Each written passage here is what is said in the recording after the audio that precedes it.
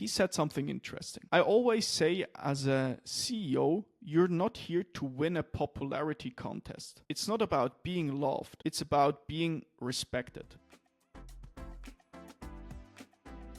Yo, what's happening, people? Welcome back to the Catch The Zenith podcast. Now, I've recorded 200 episodes, including this one here, on high performance, business, and personal growth. And today I want to share something a little bit different.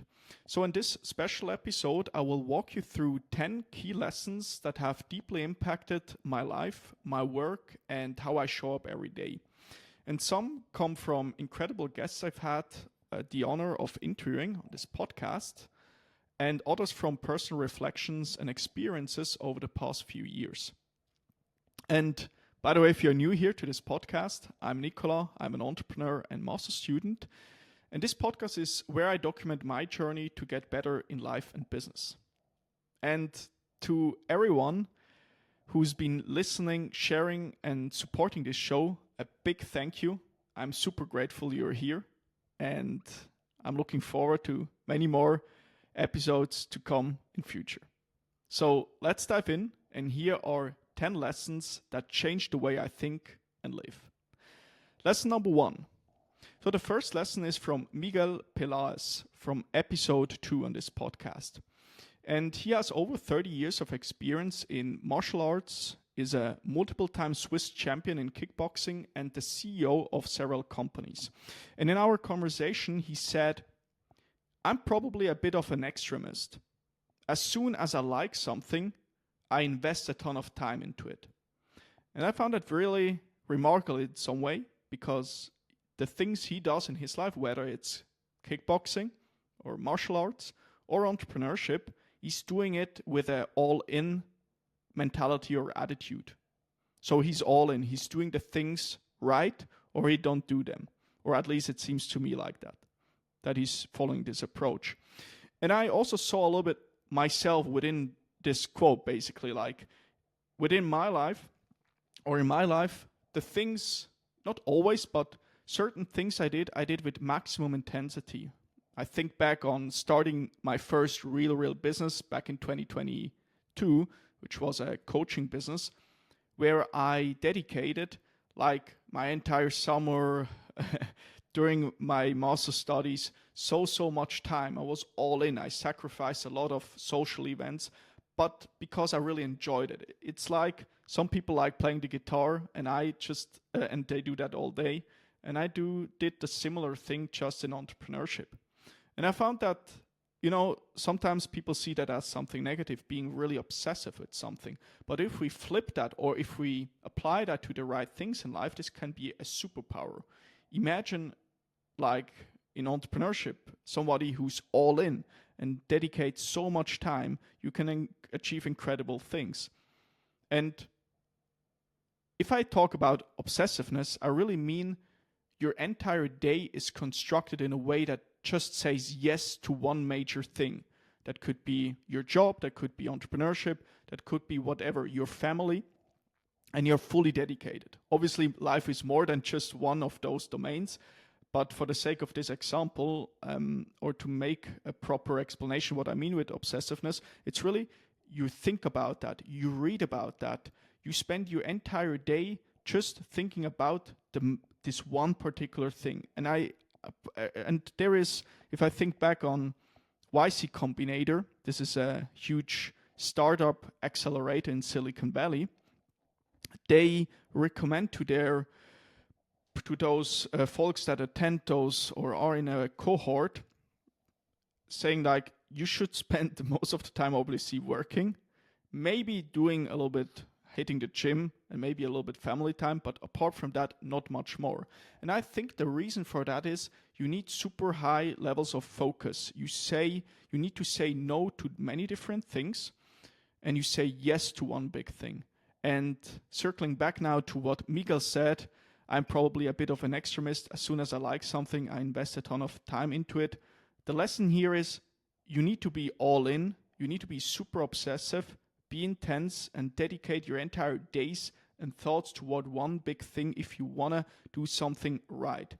Because if you don't do it, it is hard to do something better than everybody else. And there will be someone who will put in the work and outcompete you if you are not willing to. And my big caveat here is, that's obviously not an advice for everybody. I'm just talking to myself. That is my takeaway here. My caveat is then, it depends on what we are optimizing for. If we are optimizing for like building a super big and successful business, this may apply, but it may not apply if we want to build up a business that just makes us happy and enough money that we can survive. Those are different philosophies. It depends a little bit for what we are optimizing for. But the overarching mindset of doing something right, no half measures basically, I very much like. Because, sometimes when I don't do stuff right, or like a little bit half-heartedly, let's put it like that, I feel always like there's more to it. I could do better. And it's like this crippling insufficiency that I think, hey, there's more to it. There's more potential. But long story short, being super obsessive to accomplish a certain success in certain domains of our lives, whether it's business, job, or even family, is quite an interesting thought. And building up on that, there's this one rule from Jordan Peterson, Dr. Jordan Peterson. I'm sure you have heard of him. He's a renowned clinical psychologist or psychiatrist and author and the author of 12 Rules for Life and Beyond Order and other great books. And he has this one rule where he says, work as hard as you possibly can on at least one thing and see what happens. So this is one of, I would say, the rules of him that impacted definitely significantly my life. And part of the reason is, if you say yes to one big thing and you try to work as hard as possible, you see what you're capable of. And this is also similar a little bit to be super obsessive, or some people call it obsessiveness, other people would call it passion. Actually, passion is a bit a nicer word, but you get what I'm saying. And work as hard as you possibly can on at least one thing and see what happens. Helped me on my journey, particularly when I got into my bachelor's degree, and I was in this first semester. The first semester wasn't that necessarily so successful, but the second semester things started really to take off. I passed all exams plus an additional one, and I got that one thing right. I worked as hard as I possibly could on that one thing.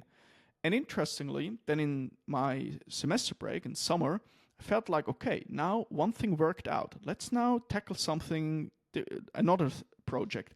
And I started to work on this podcast to build up the website, learn how to create my WordPress website.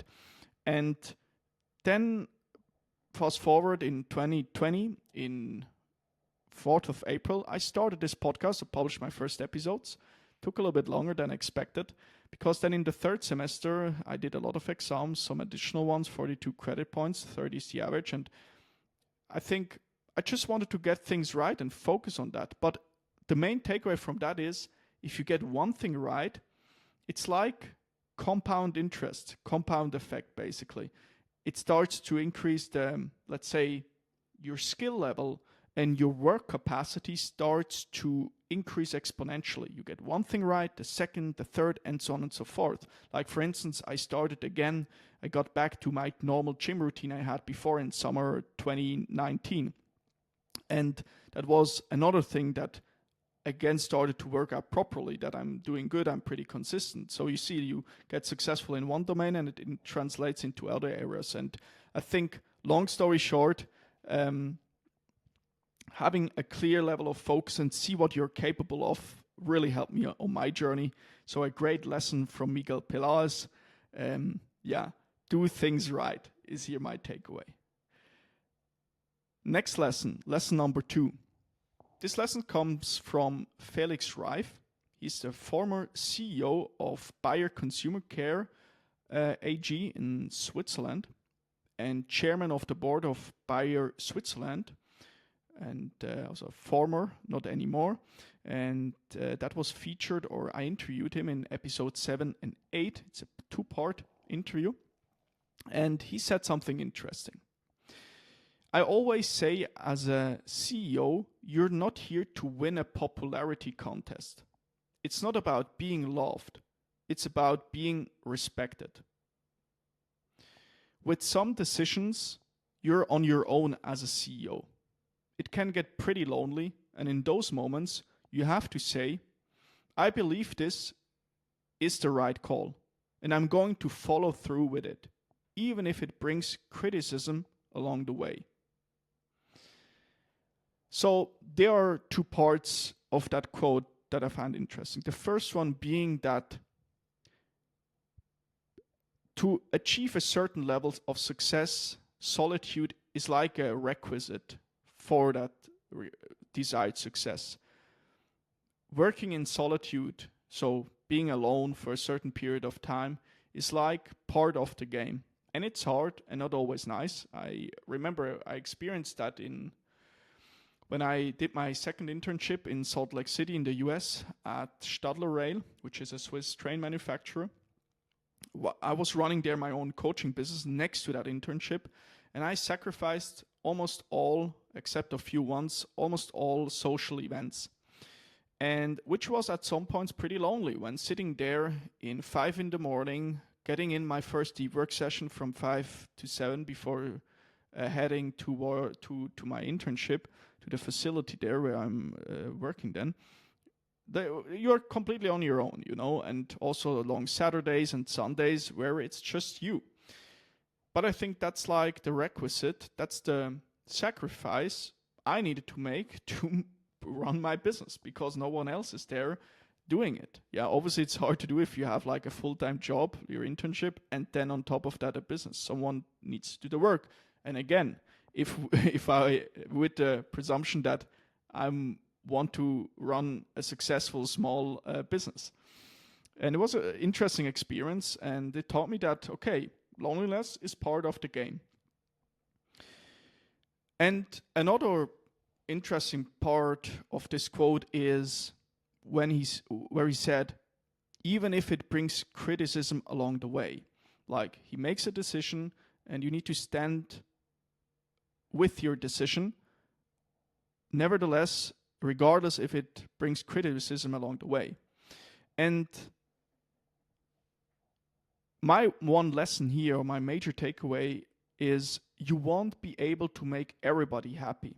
It's part of the game that people will criticize and disagree with you. Actually, it's a requisite for success. And Alex Hormozi, American entrepreneur and the founder of acquisition.com, he said in a video the following: the sign of success is the hate that you get along the way. And what you can't do is bend the knee to their hate and fit back into the conformity because it's comfortable and it's warm. Because every single person who wants to do something with their life and has done something with their life has gone through the exact chapter that you're going through. And it's the lonely chapter. You don't fit in with your own friends, but you don't have the outcomes yet to fit into the new group of friends. And you're going through this and you're like, is this even worth it? Because you have no signs of success. But if there's anything you can take away from what we are saying right now, is that, and yeah, he continues basically. We can delete the last sentence. But basically what he's saying here is that, okay, yeah, on your path to success, you get hate. You don't fit into the friend group you had before because you're doing exceptional things. You are the exceptions. And if people tell you like, hey, what you're doing is crazy, that's actually like the requisite, and that's an indicator or a sign of that you're on the right track. And again, here the point of, yeah, maybe you get some hate from other people when you don't spend as much time again with them, but it's like, okay, it's part of the game. Criticism is part of the game. And I've not seen a lot of successful people that don't get a certain amount of success. Like if you think like even Andrew Huberman, who is literally, at least from my point, a super nice guy, a super capable podcaster in neuroscience, a professor, like super skilled, learned tremendous amounts from him. And still people find things and criticize him. And that's still important, you know, to challenge. But some do that obviously in a pretty insulting and humiliating way, which is not that nice.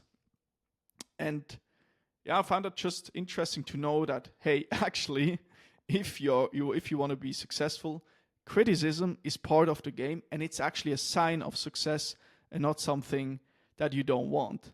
If everybody would agree with you, not necessarily you have maybe that much influence.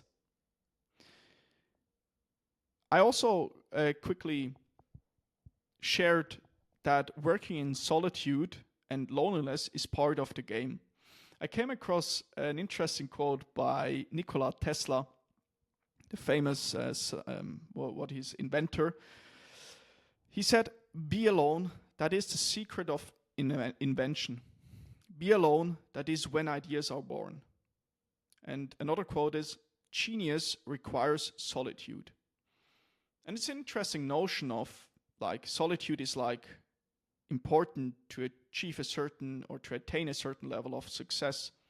And there are other famous people like Carl Gustav Jung who pushed that idea that like solitude, to think in solitude is necessarily to achieve certain things or things of value. And there's an entire account of like books around this topic. And a great book is actually Deep Work by Cal Newport, who also has a similar argument that, hey, deep work, like focused work, where you do one thing at a time on your own, is super helpful to get work done. And not only work done, but also a certain quality, that you attain a certain level of quality with that work. Another lesson from Felix Reif I had in that conversation was this big takeaway. It was around career path and how there's no single right way to get to the top. And interestingly, Dr. Felix Reif, he originally studied law, and he completed his master's degree and even wrote a doctoral thesis. But then, instead of going on to become a lawyer, which is what you would expect of him, he decided not to pursue the bar exam in Switzerland. And then in 2005, he made a completely different move, or maybe it was already before, but basically he entered then the business world, becoming head of global marketing in Bayer's consumer health division. He already years before, got into the business world, corporate world.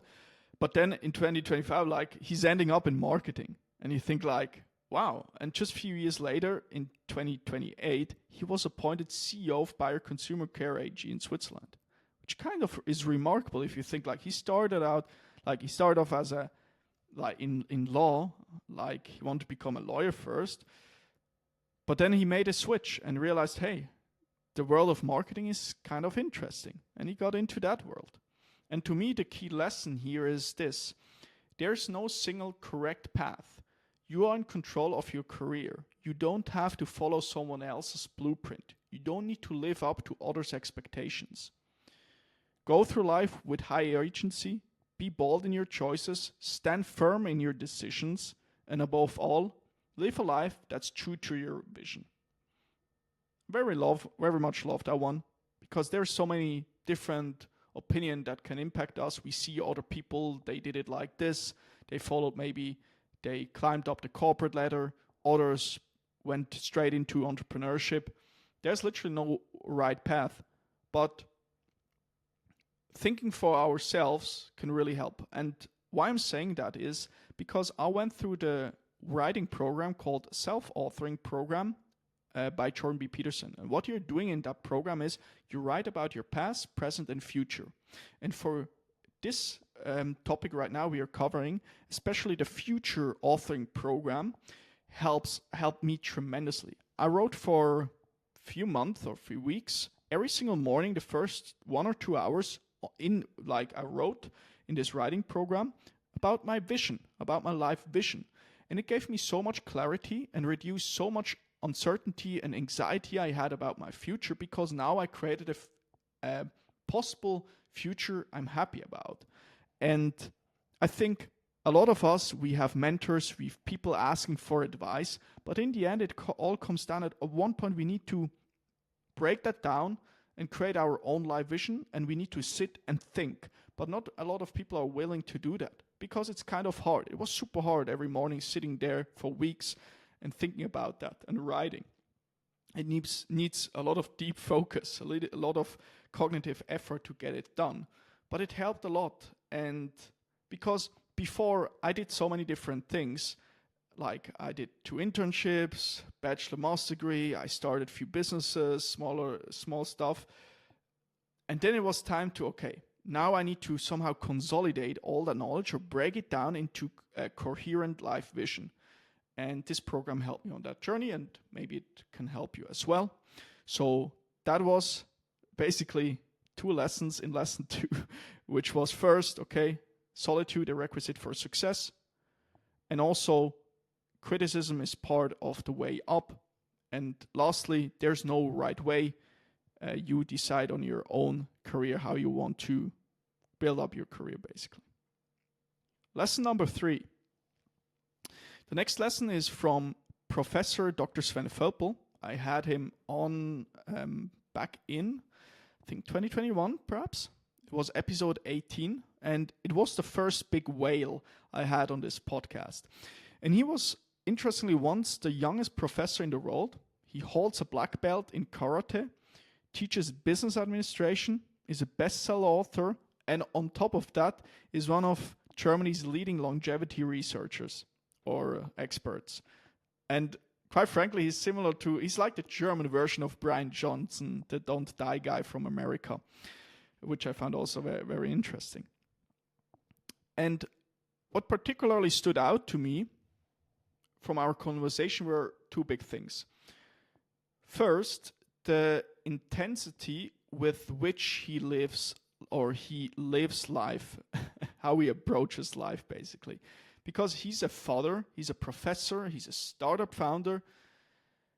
He performs at a super high level across all of those roles, or at least that it seems like.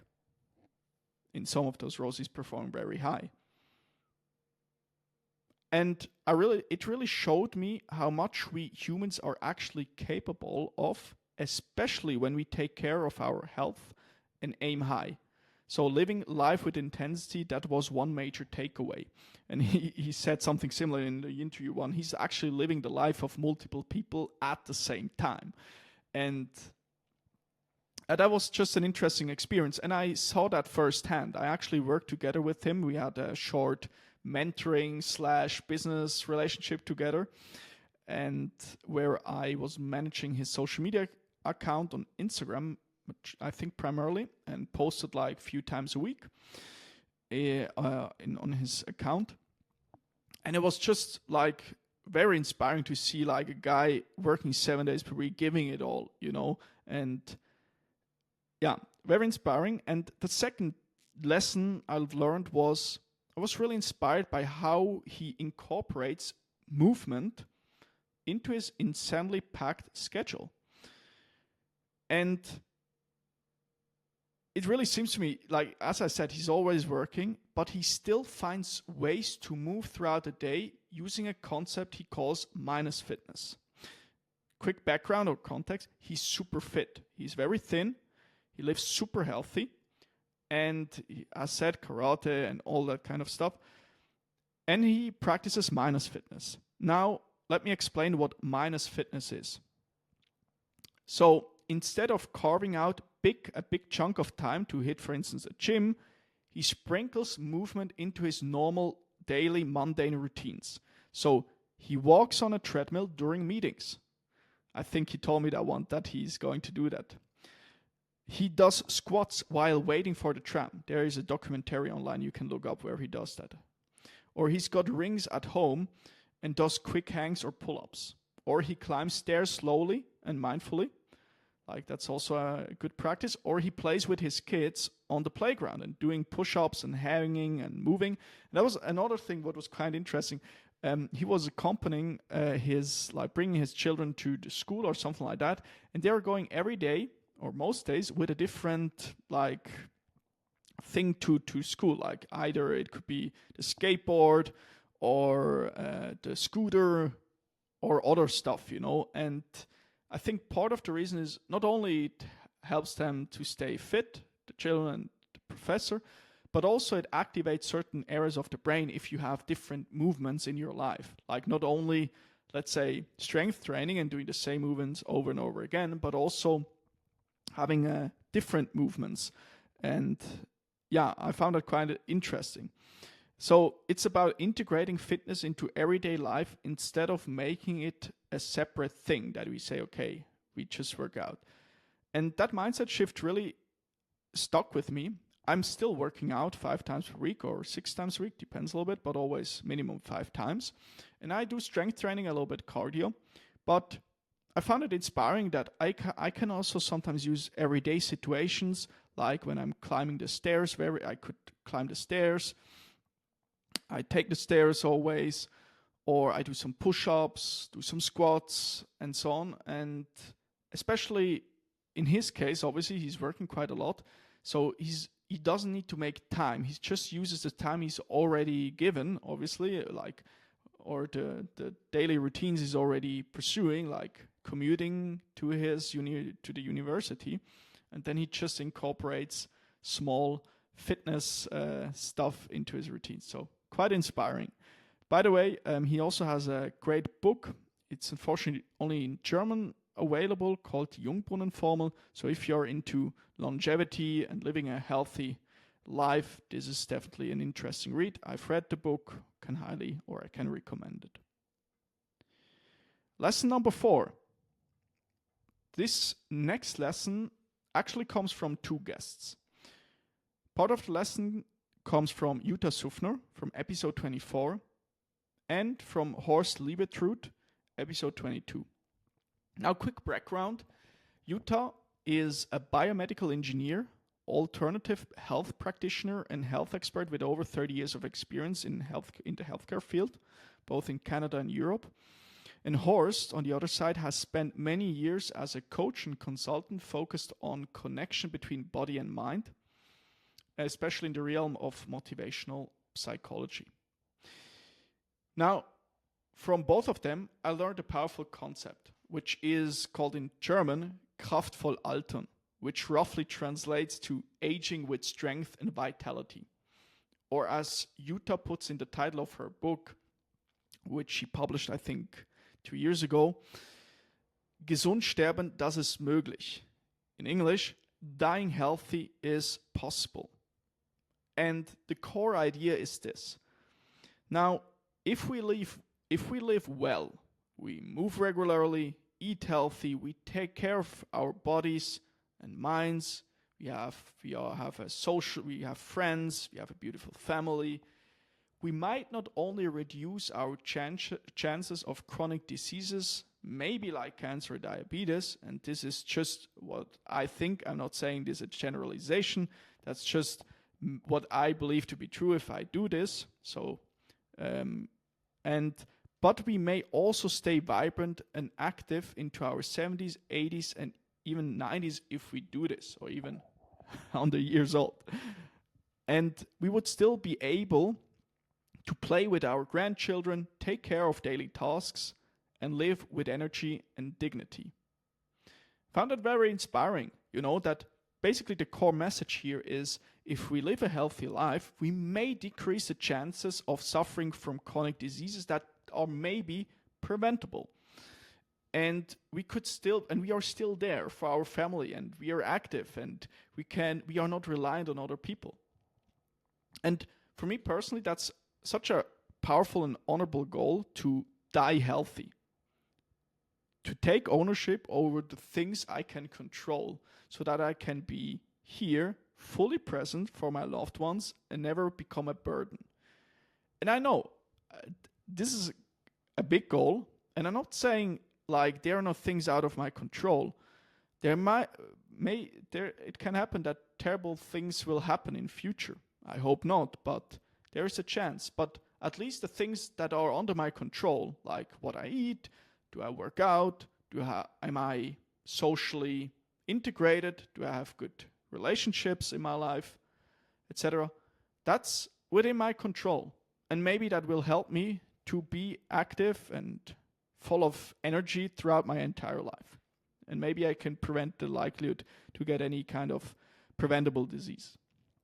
So the big takeaway here is die healthy, live powerfully, and age well. All right. Lesson number 5. The next lesson is from Dr. Markus Elsässer, featured in episode 26. Now, real quick, he's a value investor, very much in the spirit of Warren Buffett, and a successful fund manager and a multimillionaire. And one powerful idea he shared very much stuck with me. He said, that's a unique thing people don't understand about the stock market. The know-how you build when you're young, working with small amounts of money, doing the right analysis, real research, gaining experience, that exact same know-how can still be used 50 years later when hopefully you've built up serious capital. I found that like a strong reminder that investing is a lifelong skill. The earlier you start, even with tiny amounts, the more you compound not just your money, but your skill set. And that's then could be the real edge. And I not only found that interesting in terms of investing, etc., to start early and get experience, but also beyond that.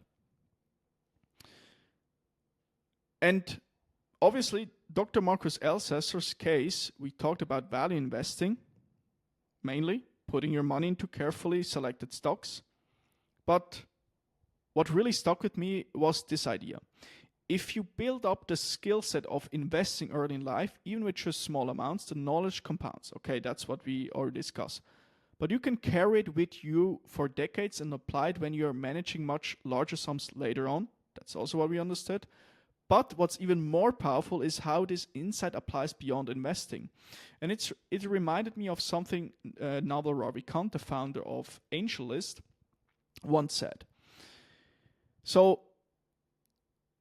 real quick, if you build the skill set of entrepreneurship, you can replicate it over and over again. And Naval said, you could drop me off naked on the street of Africa, and in a few years, I will be wealthy again. Something similar like that. I'm paraphrasing. Because it's not about luck or circumstances, it's about the skills you've built.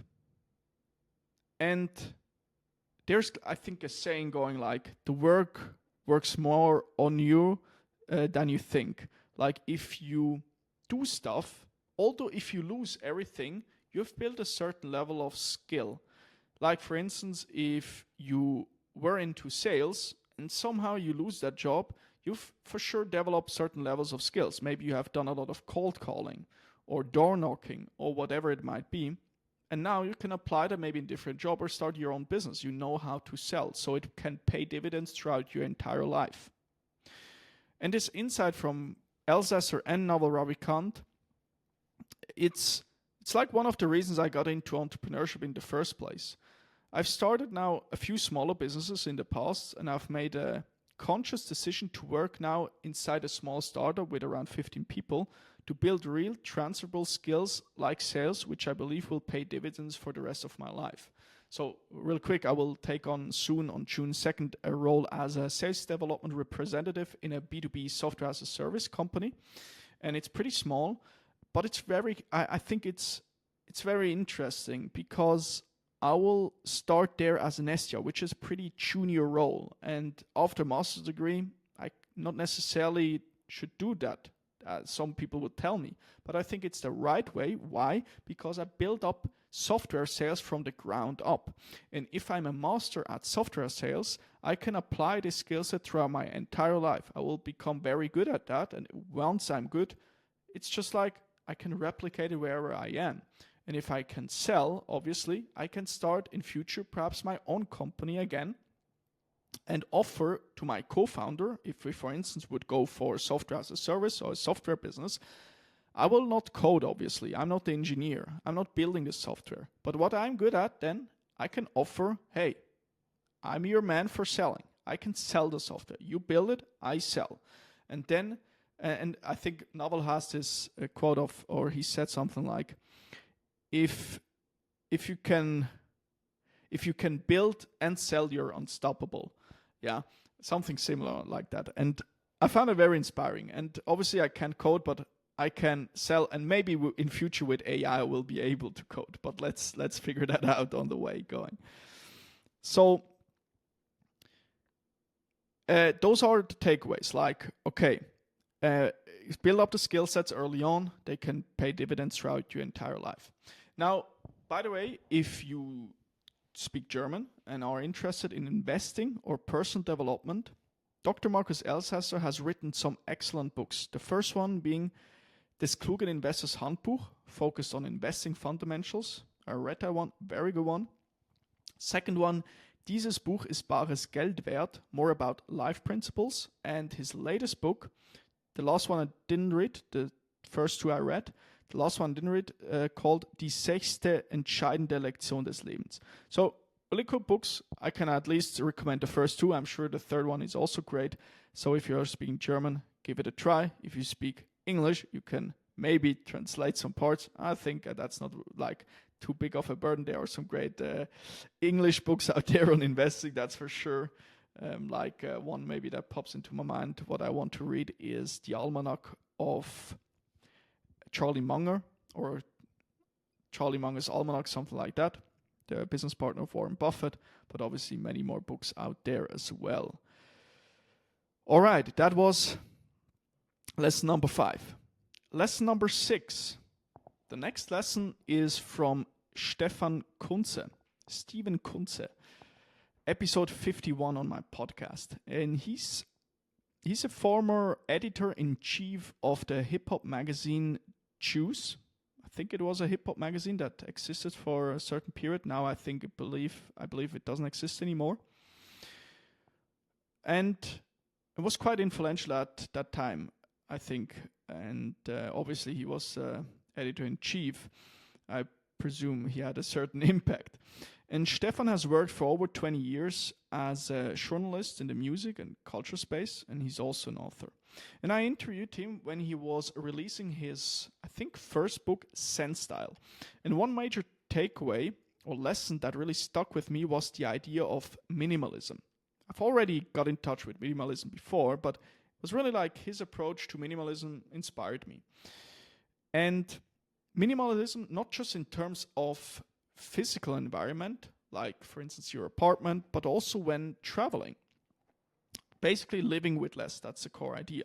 Taking only what you need, because the less you own, the less you have to carry physically and mentally. And give you an example.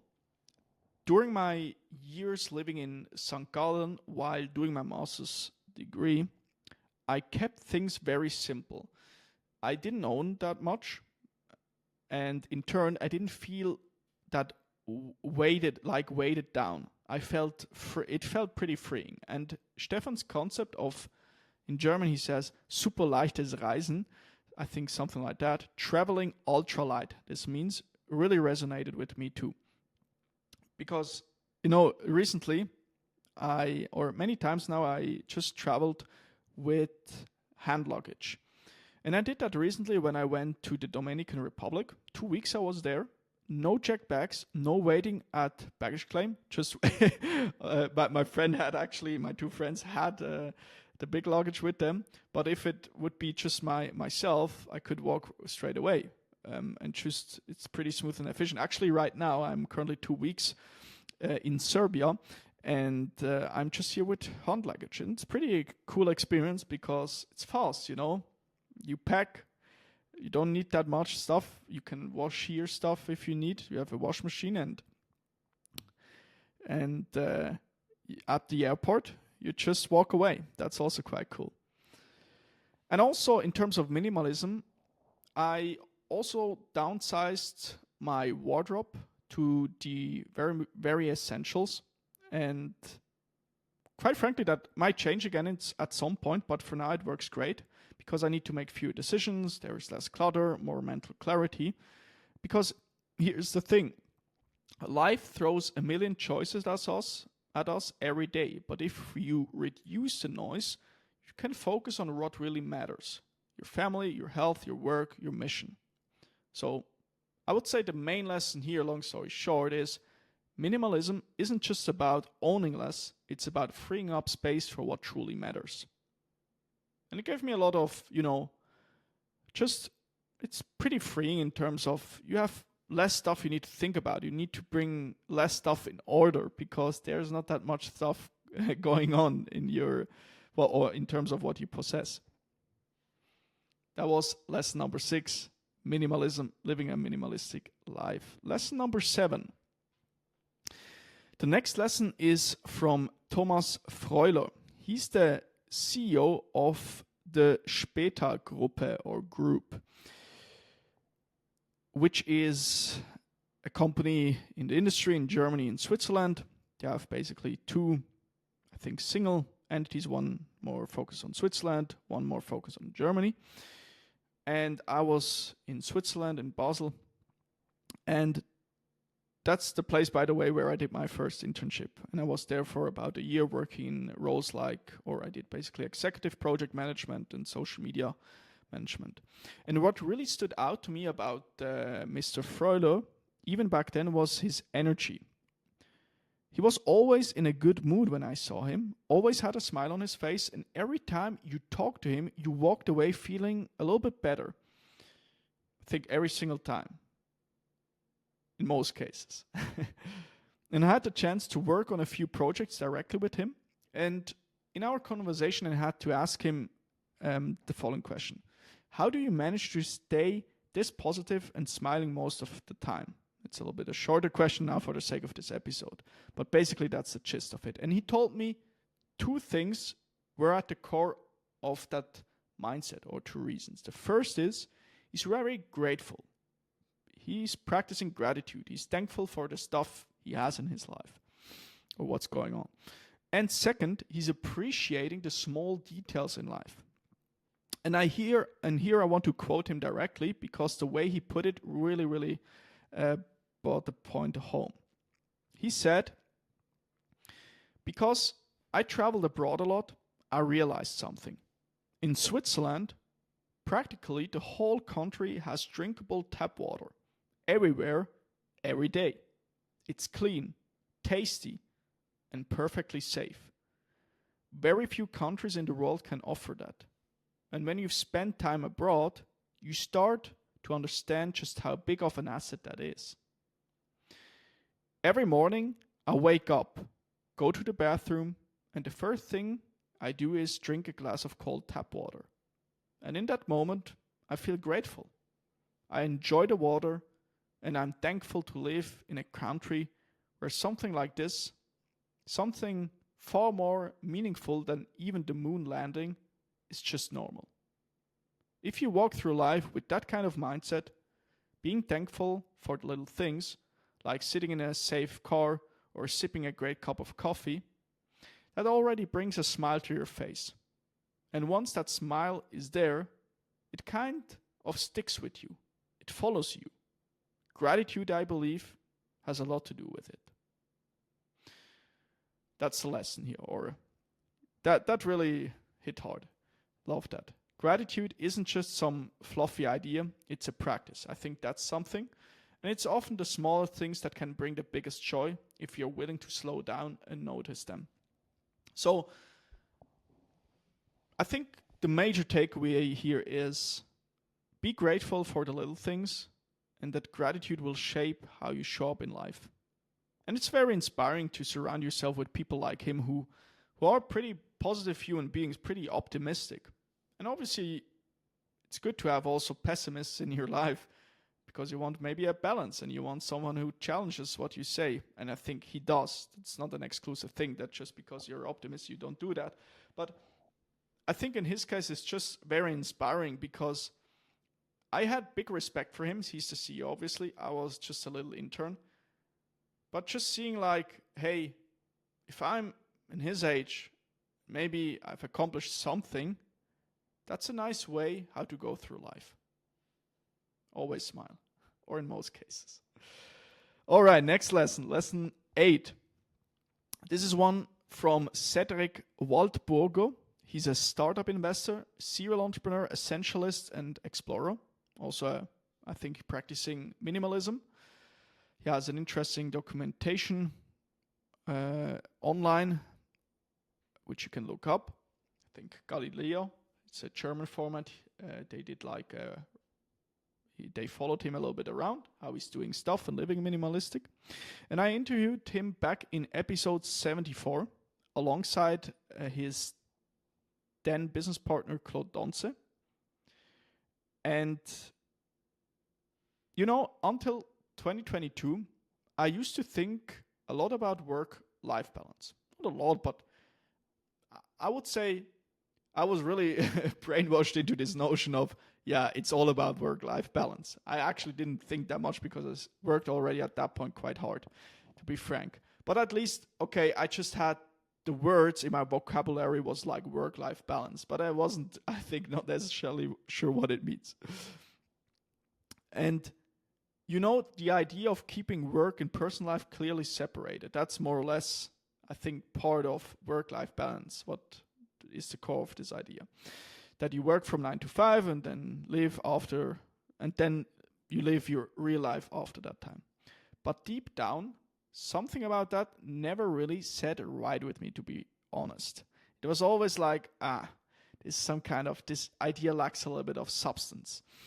And that changed completely during my conversation with Cédric, because he introduced to me a new concept which he calls work-life alignment. And I will quickly quote him here. He said, I think this belongs to the same category as the term work-life balance, because I asked them about like balance, life and family, or work and family and something like that. Let's continue. And I really don't like that phrase, because it implies that work isn't part of life and that I have to balance work against life. What I strive for instead is work-life integration or alignment. I want my work to be something I actively want to pursue in my life. And that was the quote. And so, unlike balance, which emphasizes keeping things separate, alignment is about synergy. It's about doing work that's deeply connected to who you are, your values, your goals, your priorities. And for me, that just feels so much more sustainable. So, because maybe the question you might ask, why am I bringing this up? Because today, I will often hear people preach about how important work-life balance is. And sometimes they see ambitious individuals with big goals as wrong, obsessive, or even bad. They project like their own version of balance onto you without understanding that alignment might look like, what alignment might look like in your world, or without understanding what alignment might look like in your world. And that's kind of an interesting observation in general. There, like, some people get deeply offended if somebody shares their thoughts about like work and life. There are some people out there, they work all the time and they enjoy that. So more power to them. And if you don't work all the time, then don't work. Do whatever works best for you. Like, it's this notion that people think you should do it in a certain way, but there is no should. There is only your way in the end. Or that's what I realized. And people give you advice, like, and then for someone, like, if you are someone who's working quite a lot and you start listening to people who are not living a life you ultimately want to live, and they tell you, hey, you should take some days off, and no, that's not the right way. Fair enough, they may want to help you, and that's very kind. But maybe it's better to listen to people who are closest to your goals, and to listen to their advice. And I think that's in general a cool approach to obviously always be open-minded and listen to people, but see, okay, where they are in life. Are they living a life I want to live? And I had some instances where people lived a life that I really detested. I don't want to live that life. So their advice I take with a pinch of salt. Like, I'm careful. I'm listening. I'm grateful for it. But maybe some things I will discard. I will not follow. And obviously there's nuance to it. Family, you're pretty happy. I'm very grateful if my family is sharing something with me because they're very well-meaning. They want the best for me. They have the best interests in their mind when talking to me. But there are maybe outside of your family people that don't have the best interest for you and just like want to put on your life stuff that you don't want to do. Maybe also if you have family that does that, maybe, I don't know, can be also challenging. In my case, it was not like that. I had a pretty supportive family in terms of what I want to do in my life. For that, I'm very grateful for. But long story short, I just think like being careful from who we take advice on, and there's no right path. Like if you want work-life balance, do work-life balance. If you want more work-life alignment, like go for that. I'm more for the second option because I think I spend so much time working, then it makes actually sense that I very much enjoy that and that I somehow find a way how to integrate those different domains in my life and don't see it completely as separate entities. So my main takeaway from Cédric is simply don't separate work and life, align them. Make your work part of the life you actually want to live. Lesson number 9. The next lesson comes from Sabrina Steiner. I interviewed her in episode 78 in 2022, and she's a blogger, lecturer, and author of the book Life is Deadly, We Just Don't Talk About It. And one of the core themes we explored in our conversation was something most people tend to avoid, which is death, dying, or basically death. That death is part of the reality of life. And Sabrina made a point that, or I think it was something like that, that especially in Western culture, death isn't something we talk openly about. It's often seen as a taboo or simply too sad to confront. But in many other cultures around the world, death is accepted as a natural part of life and more openly discussed. And what I found really beautiful is how some cultures even celebrate a person's passing. Not because they are glad the person is gone, maybe sadly in some instances that happens, but because they are grateful that this person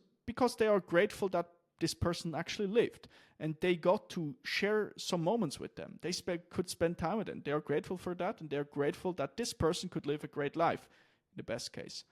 And that shift in mindset from pure sadness to gratitude, I found very powerful. To see like, hey, death is part of life, and I'm better grateful for it. And I'm not saying it's a sad process if people die, obviously. But that brings maybe also a little bit positivity within that very, very negative situation. And since that episode, I've thought a lot more about the reality of death. The idea that life isn't permanent, that I'm going to die, and so will everyone I love. My parents, my grandparents, my brother. And even though that sounds heavy, I found that actually it makes me more present and more grateful. And when you truly accept that nothing is guaranteed, that what exists today might be gone tomorrow, you stop taking things for granted. You start appreciating now more deeply. So very much often come back to that idea and notion of, hey, I'm going to die. But not only I, everybody around me is also going to die. And this will be hard. This will be sad because I'm something, quite frankly, I had yet nobody close to me died so far. I'm very grateful for that. I have still everybody in my life. Super, super grateful for. And thank you, God, at this point, I want to say. And but knowing that there's to everything an end is important to know. At least I found that very helpful. And being grateful for every moment I can spend time with someone.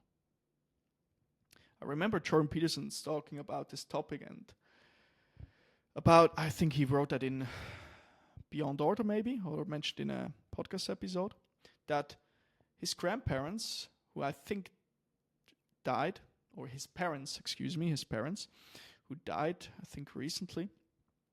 Back then they were still alive. He knew that they saw maybe each other twice a year, something like that, but they spoke multiple times over the phone. And maybe I'm mistaken on the exact numbers, but you get the gist. That he was actually thinking about, hey, I can make a calculation now. Like, hey, there are maybe, I don't know, say something 80 or 90, and the average people get 90 years old, so, or 95, whatever. No, a little bit younger. I think they were 80 or something. Whatever. Let's assume there were 80 and the average person gets 90. So he could make a calculation that, okay, I see them maybe just 10 times more or 20 times more. Depends how much they see each year. And knowing that is, on the one hand side, pretty sad maybe, but on the other hand, we could say like, hey, each time I see that person, I want to be fully present and grateful that I can spend time with them. And also this notion of when somebody dies, then not only see the negatives and be super sad, but also, hey, say like, I'm actually grateful that this person lived and I could spend time with this person. And more importantly, that maybe this person had a beautiful life. I found that pretty beautiful and something I definitely want to keep in mind when I'm faced with this difficult and maybe hard situation in future of death. So my big takeaway here from Sabrina is death is part of life, and facing that truth can make you more grateful, more present, and more alive. And that brings me to lesson number 10. The next lesson is from Dr. Felix Grisard. He's the chairman of the board at HIAG Immobilien Holding AG in Switzerland. He's a highly accomplished entrepreneur and investor who also transformed his family timber business into a major real estate business, basically. And I first came across Dr. Grisa in 2021, I think, when I had just completed my bachelor's in business, and I attended the graduation ceremony at the beautiful, newly renovated Stadtcasino in Basel at that point. And he gave, and that's in Switzerland city, and he gave the keynote speech that day, and his words were so impactful that I immediately jotted them down in my Evernote app. I think during the speech or after it, I don't know exactly. But then, and in 2022, I had then the honor of interviewing him on my podcast. And toward the end of our conversation, I asked him about that speech, because I saw him on the stage, obviously, and specifically, which 3 life lessons he hopes people remember him for. And he shared the same 3 principles, obviously, he gave us at the ceremony. So, now here are the 3 takeaways. First is take life into your own hands, which simply means responsibility. And I will quickly explain each one. So this one is, we have more agency than we think. Life doesn't just happen to us, we can shape it. We can choose where to go, what to do, and who to become. And as he put it, we can go where the music plays. And that really hit me. We are responsible for what we make of this one life. Quite an obvious one, but a good reminder. The second one was keep an eye on the future and act in times of change. So something he's really notorious for, he is constantly thinking about change, or often. He changed his family business to a real estate business, like very big, but also he's doing venture capital investing, I think in medtech companies. So he's always on the edge. He's always considering the change. And before I mentioned to go where the music plays and to figure out where the music is playing today and tomorrow, we need to understand where things are evolving.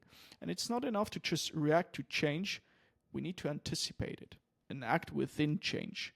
So spotting trends early and positioning yourself before the wave hits. And I think he's very good at that.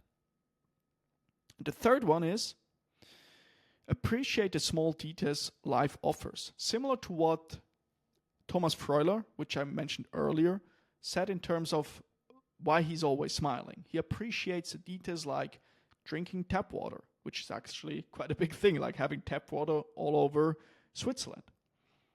So appreciate the small details life offers. And it's often not the big achievements that make life beautiful, it's the little things. Let's say conversations with people you care about, the ups and downs along the way, a beautiful landscape, an honest moment with your family or friends. And these small experiences become the main thing. They are the salt in the soup of life, as he put it. And he also emphasized one more key point.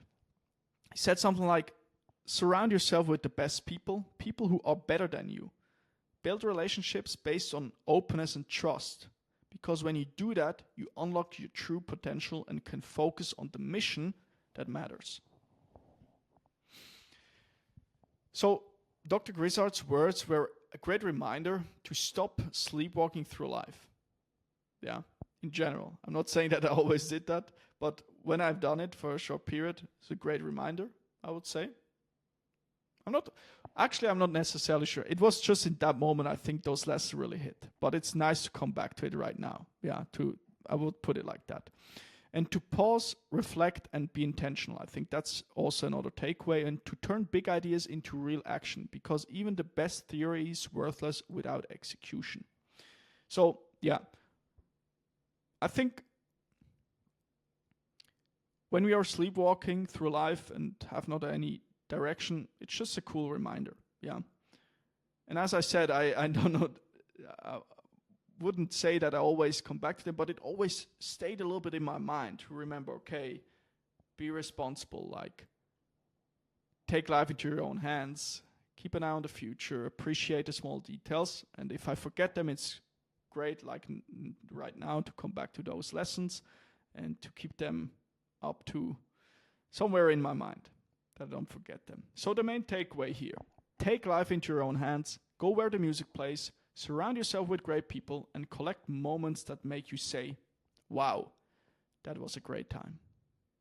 Those were the 10 lessons. But now, I have a bonus lesson for you guys. Lesson number 11. Wow.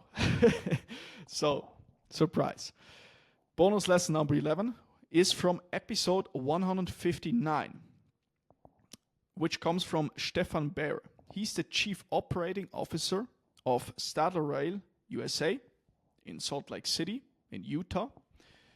And quick background, Stadler is a Swiss manufacturer of railway rolling stock, and I had the chance to work directly under Stefan during a 6-month internship as executive project manager.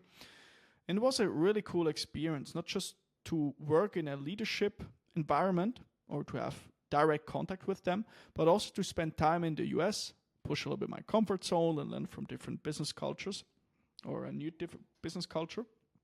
And one topic that came up in our conversation was leadership, and specifically how hard it can be to build real relationships with your team when you're at the top. Because obviously Stefan is the CEO and he has hundreds of people under him. And yet he found a routine that has really strengthened, according to him, the connection with his team. This routine is called skip level interviews. And here's how he described it. It's a quick quote from our conversation. Another thing I did when I first took over operations was to start doing skip level interviews. Once or twice a month, I would ask managers to pick 10 random people from operations and send them to meeting room, whatever, at 3 p.m. on a Wednesday, for instance. They would ask, why? And I say, hey, I just want to talk to them. No agenda, no presentation, just a conversation. I would start by asking, hey, how are you? Then, what's going well? And only after that, what's challenging? And I think it's really important to start with the positive. People opened up, shared great insights, and just listened. Or I just listened. Sometimes I could act on things right there. Other times, I simply took notes. What matters most is that I took the time, because in the end, it's the people who make the difference. It's not me. I'm not building the product. They are.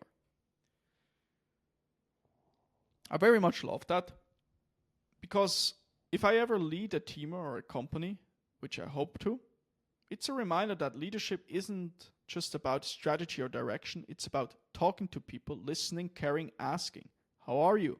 And actually mean it. Like truly caring for all the people. And I think that is what makes a great leader.